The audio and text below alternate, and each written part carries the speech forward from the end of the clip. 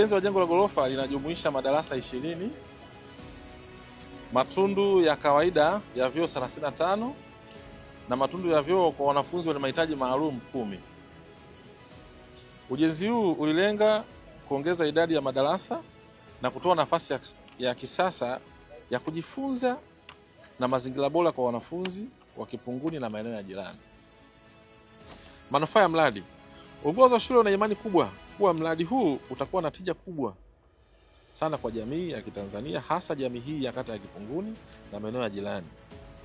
Mradi huu unatarajiwa kupunguza msongamano wa wanafunzi madarasani, kupunguza namba ya wanafunzi waliokuwa wakilazimika kupangwa shule mbalimbali na maeneo haya kutokana na upungufu wa vyumba vya kusomea.